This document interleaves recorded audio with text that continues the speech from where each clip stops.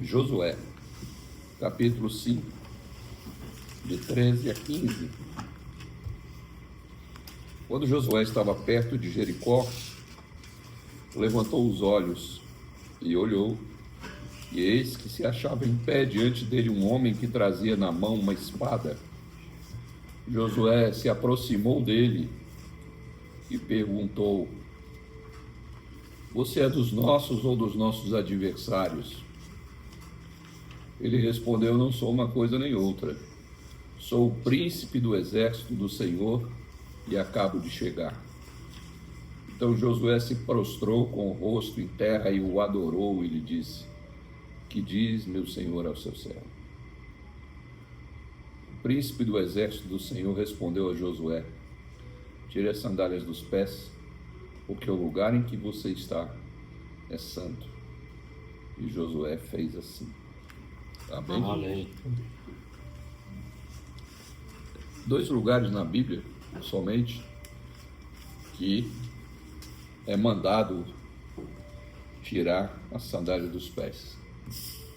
Aqui e em Êxodo 3. Em Êxodo 3, Moisés está tranquilo, achando que sua vida está completamente resolvida.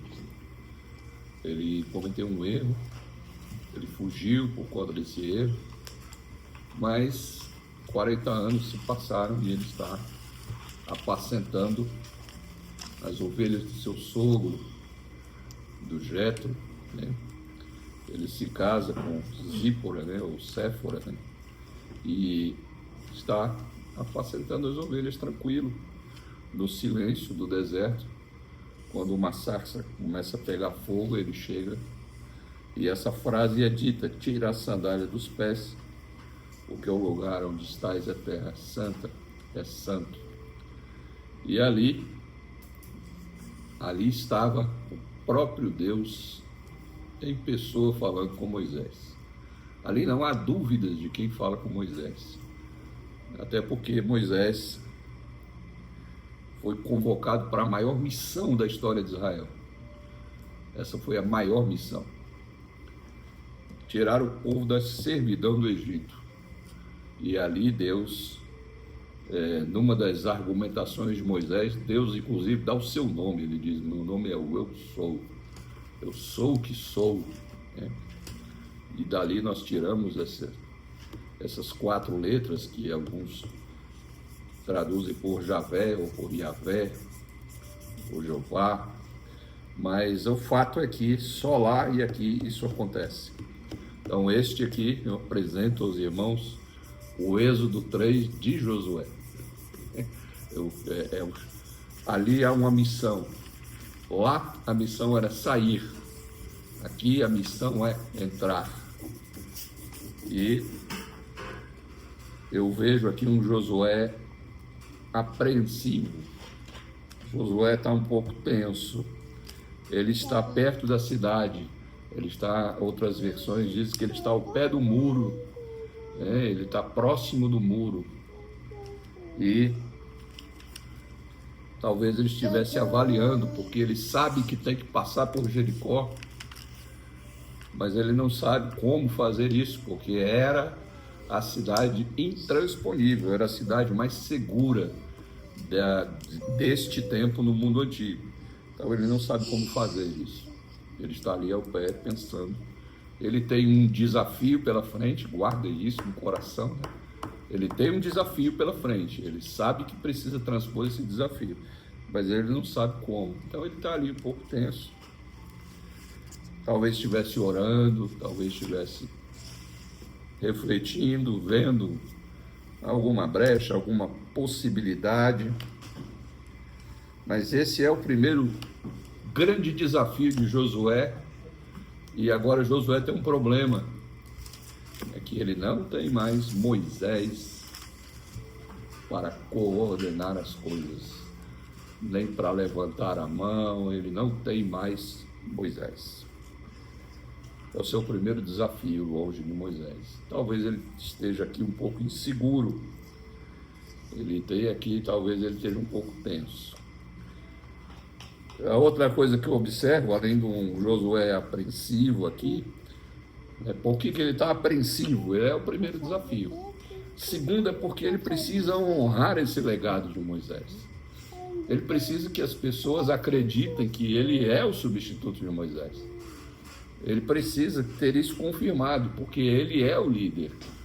E se o líder não tiver o apoio das pessoas, as pessoas reconhecendo ele, né, como um substituto legítimo de Moisés, ele está perdido. Ele tem uma promessa de Deus, né? Quem puder ler o Josué 1:5, que o irmão pode fazer essa leitura, né? Josué 1:5.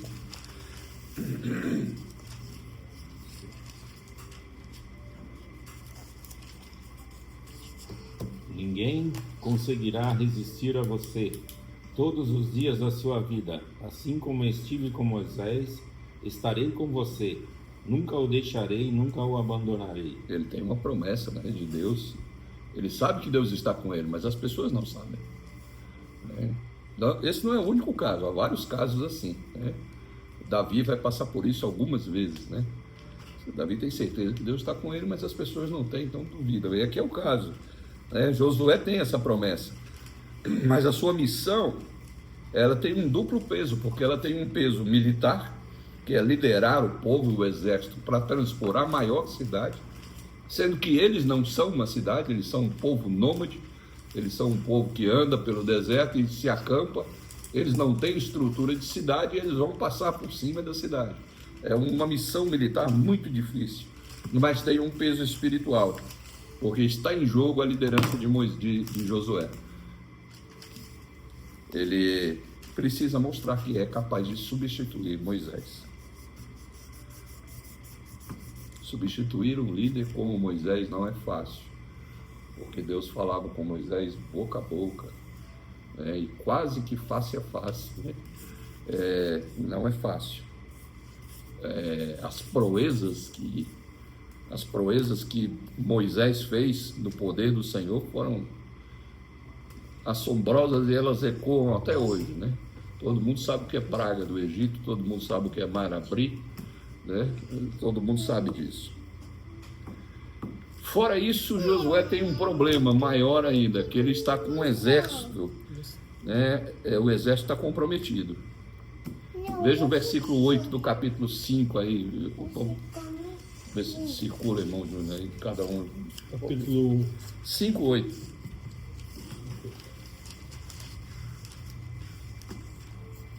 E aconteceu que, acabando de circuncidar a toda a nação, ficaram no seu lugar no arraial até que sararam.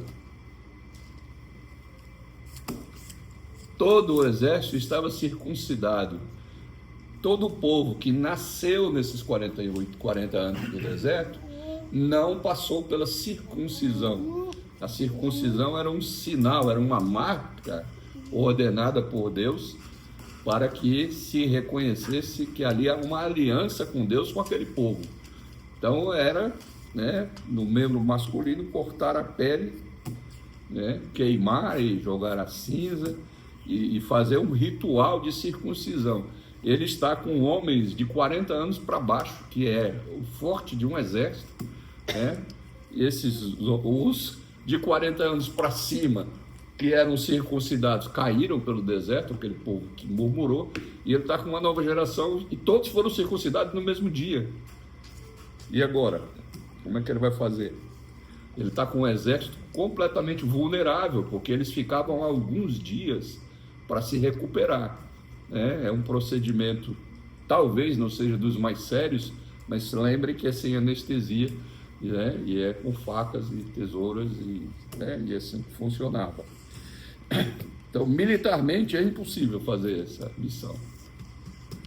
Ele vai ter que apelar para a dependência de Deus. E no capítulo 6, versículo 1, irmão Joás, por favor. Os portões de Jericó estavam muito bem trancados, a fim de que os israelitas não pudessem invadir a cidade. Ninguém podia entrar nem sair da fortaleza. Fecha as portas, né? E eles tinham fama. É verdade que eles tinham fama, e quando eles se aproximaram, né, foi dado ordem lá para que feche as portas. Só tem um jeito, é derrubar o muro. Então é uma missão realmente impossível. Amém? Tem aí? Mas eu vejo aqui um Josué também. Ele é um homem preparado, ele tem um diferencial. Ele tem um diferencial de Moisés, né? Então, a obra que Deus fez na vida de Moisés foi muito grande, porque no chamado de Moisés, Moisés se encheu de desculpas. Moisés disse: não crerão. Não crerão. Esse é o ponto alto do negócio. Manda outra pessoa, mas não me manda lá. Olha, eles não... Como é o teu nome? Eu não sei nem o teu nome. Mas Josué não dá desculpa nenhuma. Josué não é pessimista, então ele tem um caráter diferenciado. E não foge da situação. Ele tem um limite entre o medo e a fé.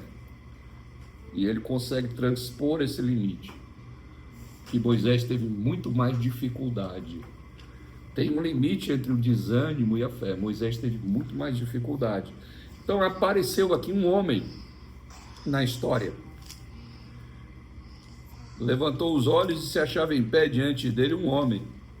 E o homem trazia na mão uma espada. Veja, o homem está aqui no pé do muro, pensando como é que vai derrubar a cidade. Cabeça baixa, quando ele levanta os olhos, tem um cidadão com uma espada na mão. Realmente deve ser assustador, né? Mas Josué é um líder, ele já está pronto. Ele avalia a situação. Ele não ataca, ele pergunta primeiro. Josué se aproxima do homem. Não é passivo de fugir.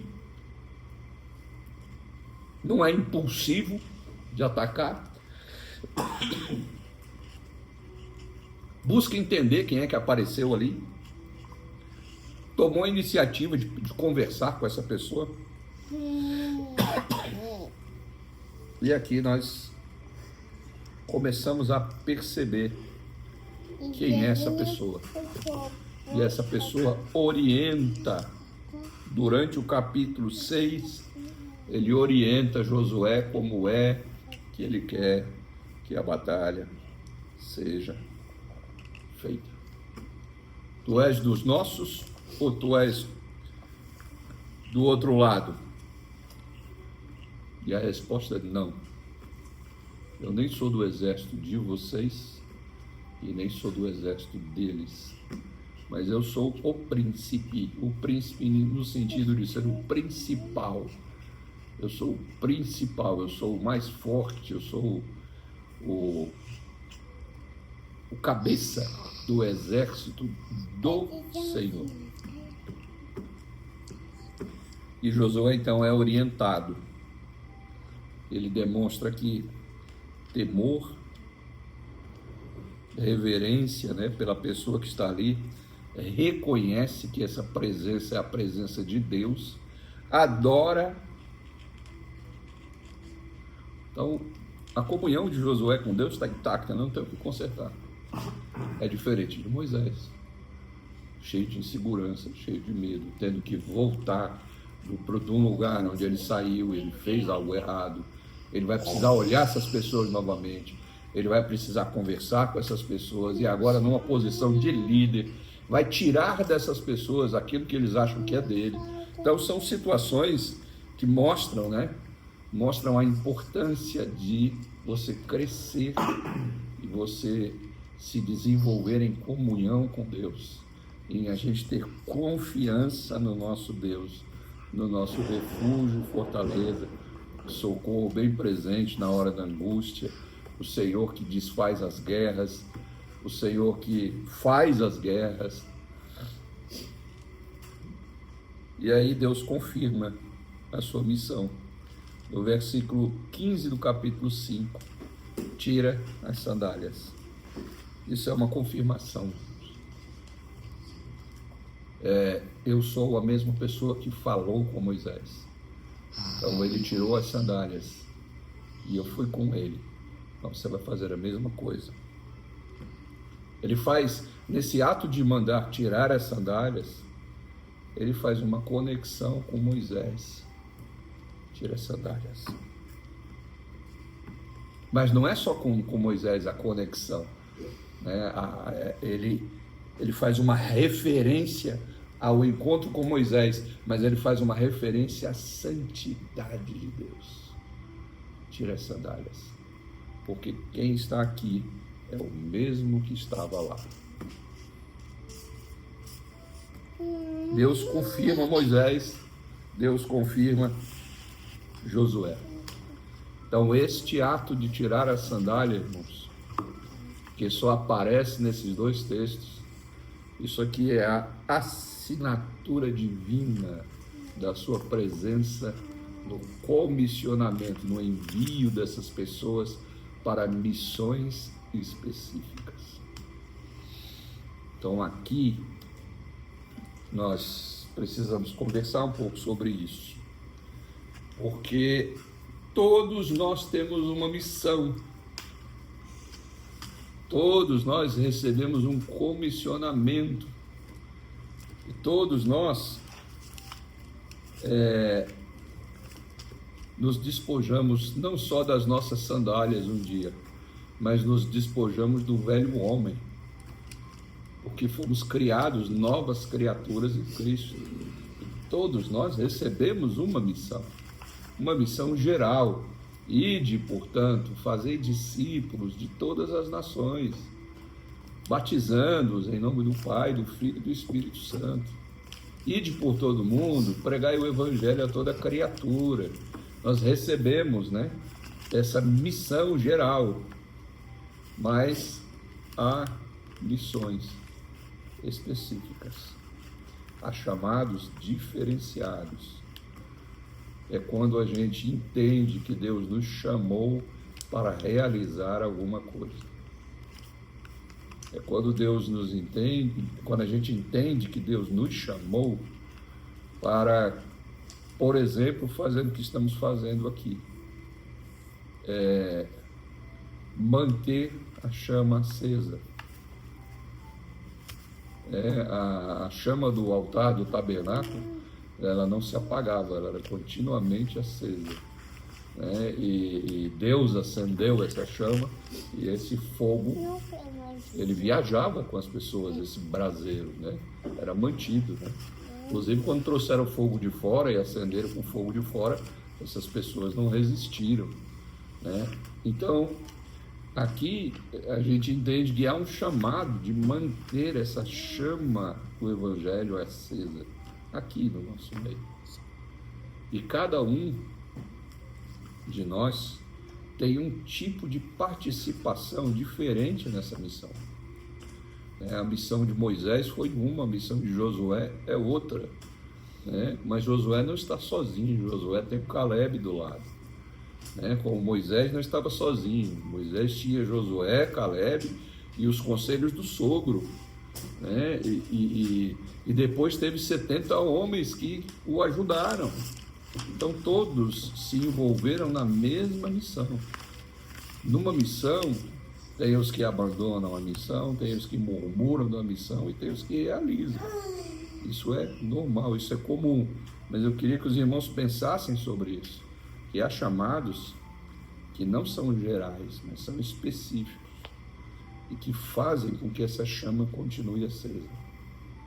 E a chama continua acesa porque um toca, o outro canta, o outro anuncia, o outro abre a porta, o outro alimenta, e assim a chama não se apaga. E assim Deus vai dando crescimento no propósito que Ele tem para as nossas vidas, E aqui eu vejo esse chamado específico na vida de Josué e o reconhecimento, a assinatura de Deus. É o mesmo Deus que mandou Moisés tirar a sandália, está mandando você tirar. E é um sinal de submissão, meu Deus. Tirar as sandálias é um sinal de rendição, de se render a Deus. É um sinal de purificação, de separação, um símbolo de que eu pertenço àquela pessoa. É um sinal de pertencimento. Então, a gente, por causa da distância do tempo e da cultura, a gente não sabe de muitos simbolismos do passado. E às vezes a gente tem dificuldade de retomar esses simbolismos. Mas o tirar a sandália é isso. É humildade. Eu não tenho proteção nenhuma se não vier de você. Eu tiro porque a sua presença é tão pura que não há nada entre eu e você. Amém? E aí? E aqui realmente eu vejo uma coisa que a gente chama de teofania, né? Um aparecimento de Deus em forma humana. Lutero, Calvino, alguns reformadores vão mais longe, dizem que é uma cristofania, que é a presença do Filho de Deus em forma humana. E aqui, no 13, quando ele levanta os olhos, quem é que estava em pé diante dele? O que o texto diz? Um homem, não é um anjo, é um homem. Ele olha e há um homem ali, mas este homem, no versículo 14, recebe a adoração, porque Josué se prostrou com o rosto em terra e o adorou. Se ele fosse um anjo, ele teria feito o que fez o anjo quando João se prostrou e o adorou. Lá no fim do Apocalipse, ele disse: levanta, não faças isso, eu sou conservo teu, eu sou servo igual a você. Então, veja, que privilégio, né? Saindo um pouco do texto, né? Saindo um pouquinho do texto. Anjos que nos protegem, que são espíritos ministradores a serviço de nós, que vamos herdar a salvação pela graça, são criados superiores a nós, e nós somos criados um pouco menor do que os anjos, diz a Bíblia, mas são conservos, são servos como nós somos. E aqui não é o caso. Esse homem aceita a adoração, e Josué, adorando a esse homem, já escancara o seu coração e diz: o que diz o meu Senhor ao seu servo? O que diz o meu Senhor ao seu servo? Aqui eu aconselho os irmãos a marcarem essa oração. Que diz o meu Senhor ao seu servo? Se fosse 2.000 anos atrás, 2.500 anos atrás, era para recortar e pendurar na roupa aqui, ó, filactério, né? Com essa palavra, né? Era para pendurar no cacho do cabelo aqui, que diz meu Senhor ao seu servo. Então ele fala com Deus, ele fala com Deus, porque Deus fala com ele como falou lá no Êxodo 3. A mesma frase, né? E note que no versículo 1 não troca de personagem, né? Se a irmã puder ler o versículo 1, e essa versão é maravilhosa. 6:1. Os portões de Jericó estavam muito bem trancados, a fim de que os israelitas não pudessem invadir a cidade. Ninguém podia entrar nem sair da fortaleza. Então Yahvé falou a Josué: vê, entrego nas tuas mãos Jericó. Amém. Só que aí é suficiente. Veja que esse homem que Josué se prostrou, adorou e disse: que diz o Senhor ao seu servo? Ele diz: tira as sandálias, que a terra que que o lugar em que você está é santo, porque eu estou aqui, então o lugar é santo. E aí o texto já diz, então o Senhor, então Yahvé, então Jeová, então Deus já falou a Josué. Este é Deus falando. Amém? Não há dúvida de quem está falando. E porque ele pede essa orientação, que diz meu Senhor ao seu servo, ele recebe a orientação exata para obter uma vitória. E que orientação foi essa? Uma orientação completamente antimilitar. Ninguém vai guerrear nada, vocês vão louvar, vocês vão tocar trombetas, vocês vão adorar, vocês vão passar ao exército com os levitas na frente. Tem toda uma orientação. Não gritem, não dê nenhuma palavra. Mas quando for na 7ª vez, aí vocês gritam. A arca do Senhor vai na frente, a arca da aliança. Então, meus irmãos, o que eu quero conversar, na verdade, com os irmãos nessa noite é sobre uma coisa muito falada hoje na igreja e às vezes pouco entendida. Eu quero conversar com os irmãos sobre vitória. Sobre vitórias.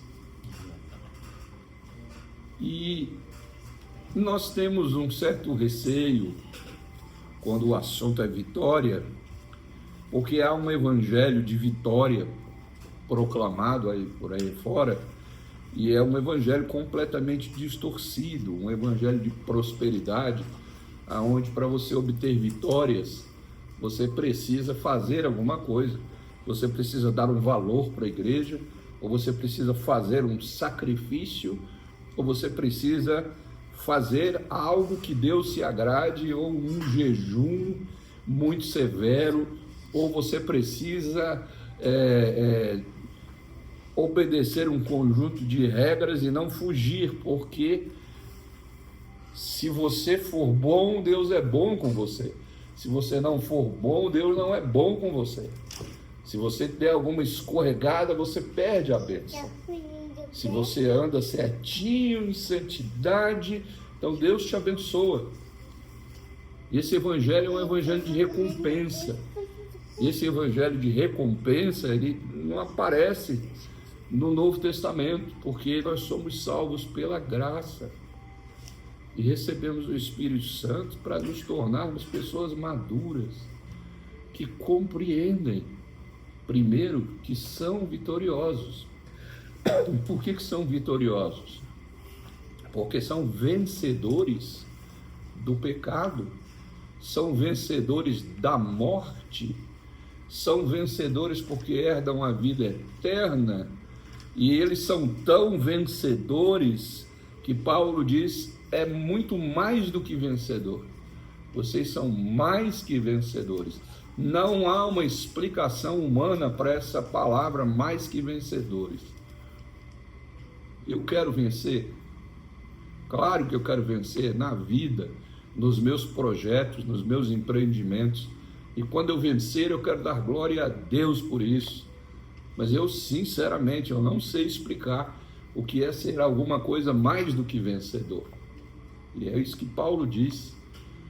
Só que nós, com medo talvez desse evangelho de prosperidade que nos afasta dessa percepção espiritual, a gente não percebe que Deus também nos dá vitórias humanas, físicas e empreitadas, e vitórias naquilo que nós realizamos.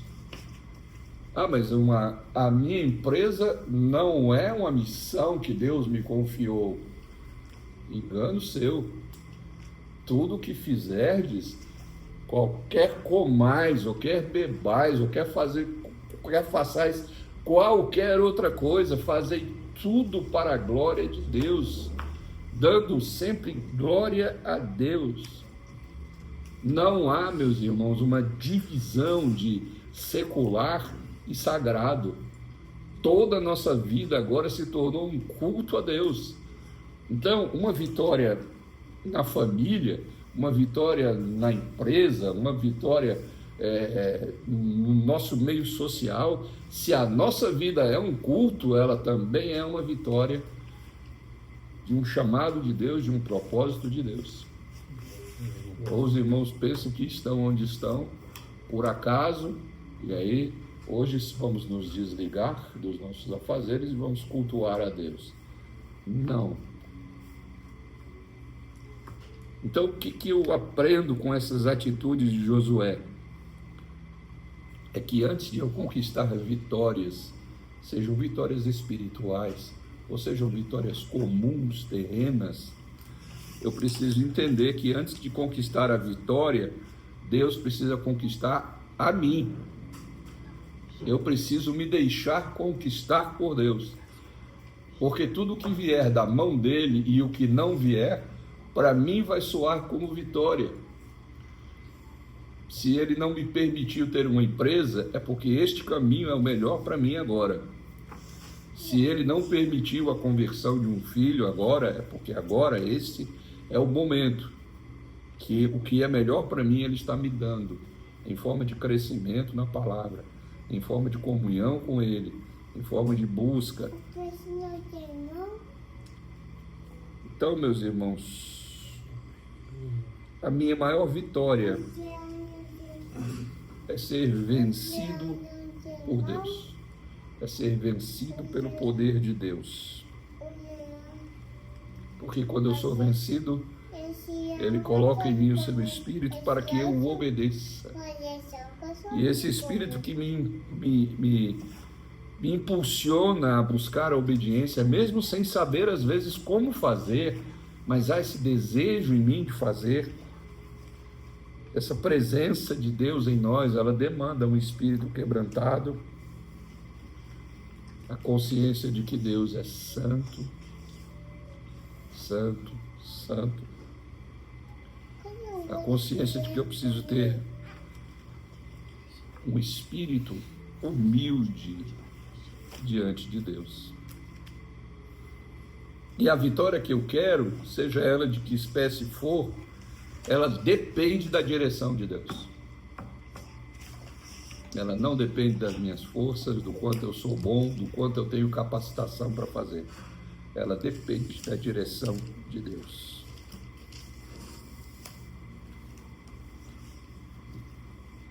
Que diz meu Senhor ao seu servo.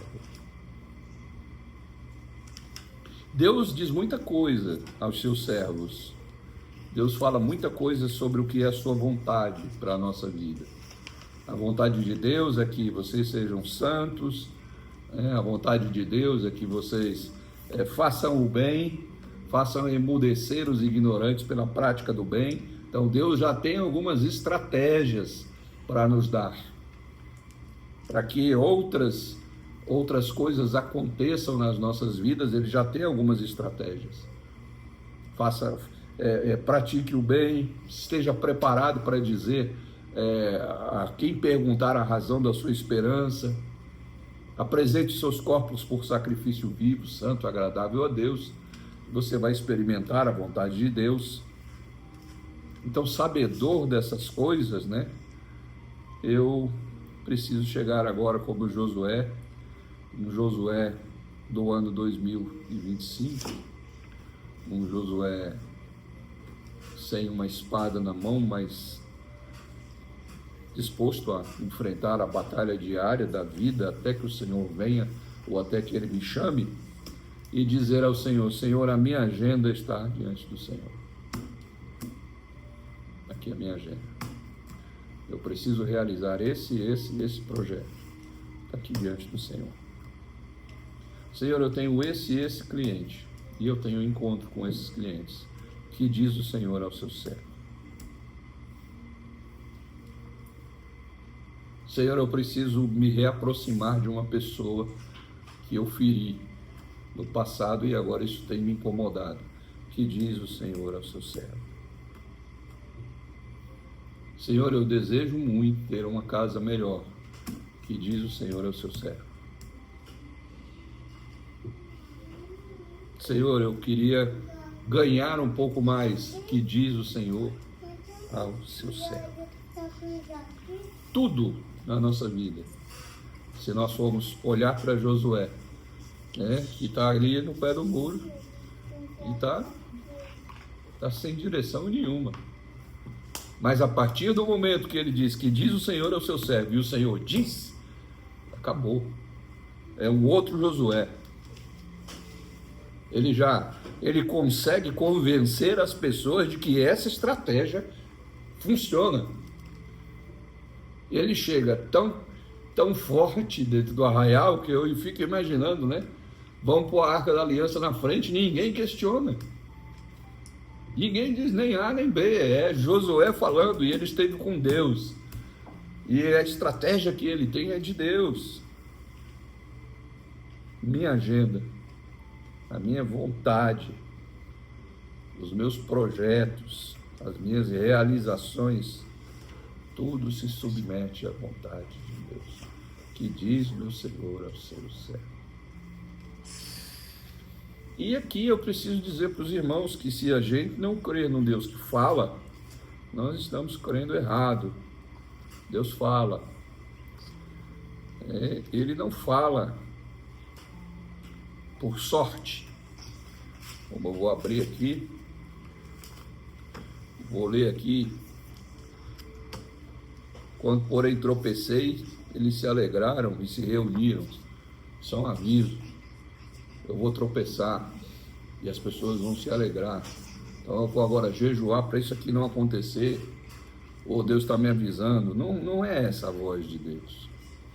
Mas eu preciso também não negar uma palavra de um Deus onde as pessoas perguntam para ele o que diz o meu Senhor ao seu servo, e ele diz. E ele fala na sua palavra. E eu também não posso engessar Deus e dizer ele não fala nas circunstâncias. Talvez ele fale nas circunstâncias. Talvez ele fale dos acontecimentos históricos da nossa vida, nos encontros e nos desencontros. Talvez ele fale dessa forma. Mas eu preciso crer num Deus que eu posso perguntar a ele o que diz o meu Senhor, o seu servo.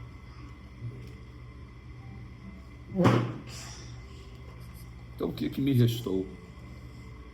Me restou, meus irmãos, submeter meu projeto, meus projetos, meus desejos, minhas vontades, minha agenda, minha empresa, minha família, meu filho, minha filha, netos, parentes, primos, que diz o meu Senhor ao seu servo. E se eu me sentir incomodado a tirar as sandálias espirituais e jogá-las fora, né? Eu preciso jogar tudo aquilo que infere na santidade do lugar, da presença de Deus na minha vida, né? Quando ele diz tira a sandália dos pés porque o lugar é santo, eu não posso esquecer que o lugar agora onde Deus fala é o meu corpo, que é templo, é santuário do Espírito Santo. Então, se há alguma sandália para ser jogada fora aqui, né, talvez seja aí algum pecado que eu estou acariciando ele ainda, não quero largar, né? Talvez seja uma independência que eu tenho, né?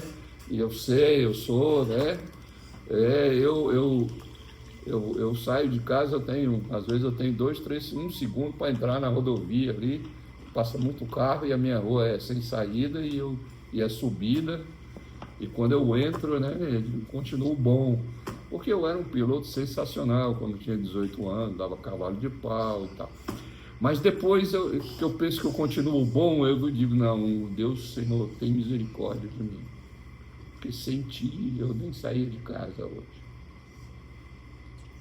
Amém. Há uma independência orgulhosa dentro de mim ainda, e há mesmo, né? Eu preciso tirar essa sandália, né? Tirar o descaso com a santidade de Deus que está dentro de mim e jogar fora essas coisas, para que eu esteja diante do Senhor completamente dependente dEle.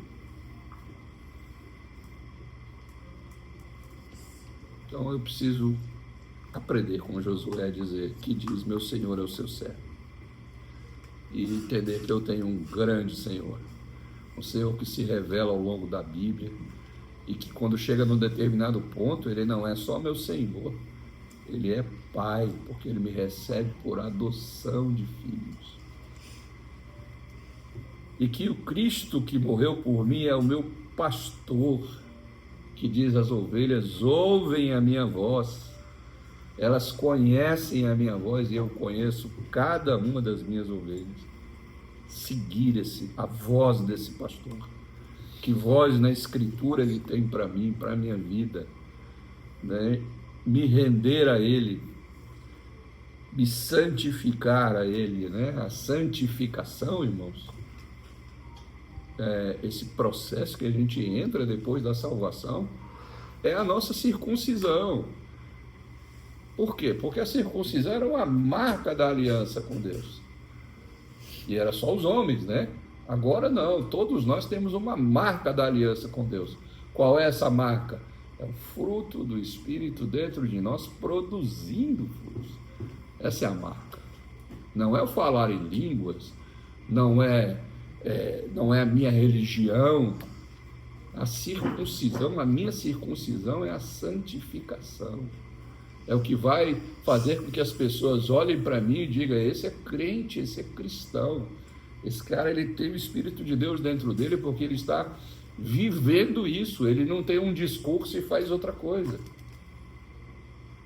As pessoas aí fora, irmãos, elas não estão mais interessadas em discurso. Elas estão interessadas em coerência, em saber se aquilo que eu realmente falo, eu vivo. Se realmente eu consigo amar as pessoas, ter comunhão, o amar uns aos outros, para que o mundo creia que tu me enviaste.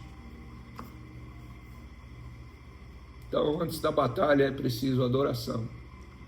Antes da guerra aqui, houve adoração. Antes de sair para trabalhar, a adoração, Senhor, que diz meu Senhor, o seu servo. Antes de fechar um negócio, antes de atender um cliente, antes de receber o pagamento, quando cai na conta, né?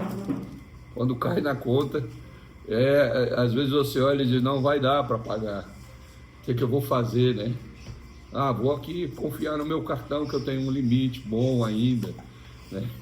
Mas não custa dizer que diz meu Senhor ao seu servo, para todas as instâncias da nossa vida. Adorar antes de guerrear.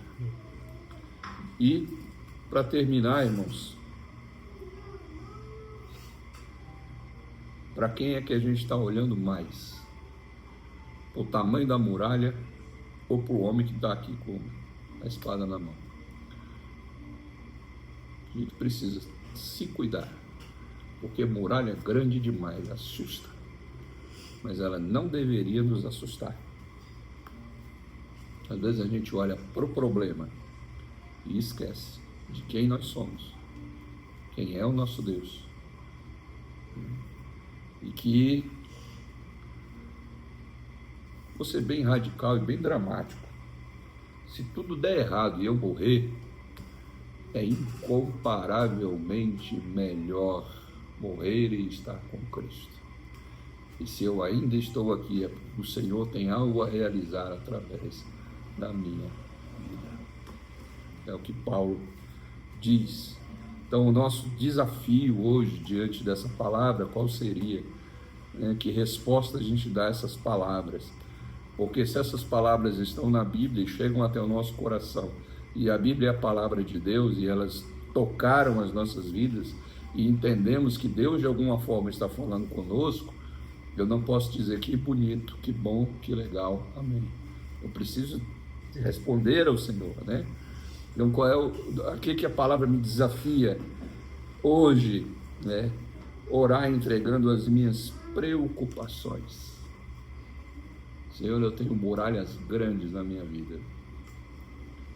Eu tenho, na minha família eu tenho muralhas grandes na minha vida.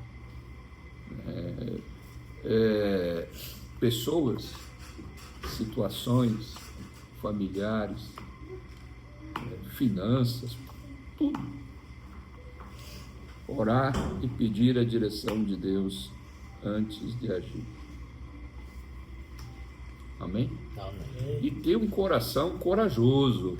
Josué me ensina coragem, né? E se os irmãos quiserem fazer uma oração corajosa, é dizer: Senhor, antes de me mostrar o que fazer, Senhor, me mostra no que eu devo me tornar. Antes de eu receber a vitória, me mostra quem é que vai receber essa vitória. Antes de dizer o que eu tenho que fazer para ser vitorioso, me diga, né, o que é que eu tenho que fazer para que eu te agrade. Essa é uma oração corajosa, né? E guardar esse texto, guardar essa expressão que diz: meu Senhor, seu servo, para que na próxima situação, na próxima decisão relevante que eu tiver que tomar, que diz: meu Senhor, seu servo. Então hoje eu passei alguns dias com esse texto e vendo que às vezes eu mesmo faço muitas coisas que eu estou habituado a fazer, né? E todo ano a gente às vezes ganha uma passagem para viajar, ver os familiares, né? E esse ano eu fui no automático, né? Não, beleza, sim, mas eu não estou mais em Monte Alegre, agora eu moro aqui. E aí eu disse: o que eu vou fazer?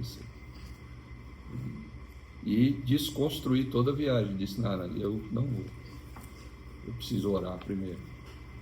E aí, do zero, Deus foi organizando novamente. Então eu estou dando um exemplo de uma coisa banal, de uma coisa simples, mas poderia ser uma coisa extremamente mais séria, como já ocorreram coisas extremamente mais sérias, aonde eu disse: que diz meu Senhor ao seu servo, e ele me deu a convicção de não sair do lugar que ele me colocou. E aqui estamos. Amém? Que a gente tenha essa coragem de orar assim. Eu quero me tornar alguém que esteja apto a dizer: que diz meu Senhor ao seu servo, e o Senhor diga, e eu faça. E celebre. E celebre, porque a vida cristã, ela não é só luta, ela tem aflição, mas não é também para se viver só de luta, né, irmão? Como alguns irmãos chegam para mim, né? Olha para mim, inclina a cabeça assim. É luta, né, pastor? É luta. Não dá para se viver assim. Nós temos muito a agradecer. E tudo dai graças, porque essa é a vontade de Deus. Senhor, eu estou aqui para realizar coisas em teu nome, para sempre te anunciar nos negócios, no meu dia a dia, na minha vida. E assim nós atendemos ao chamado do Senhor. Amém? Que Deus abençoe a vida dos irmãos e que, quando isso acontecer, os irmãos de coração sejam bem-sucedidos e entendam com clareza a vontade de Deus. Amém.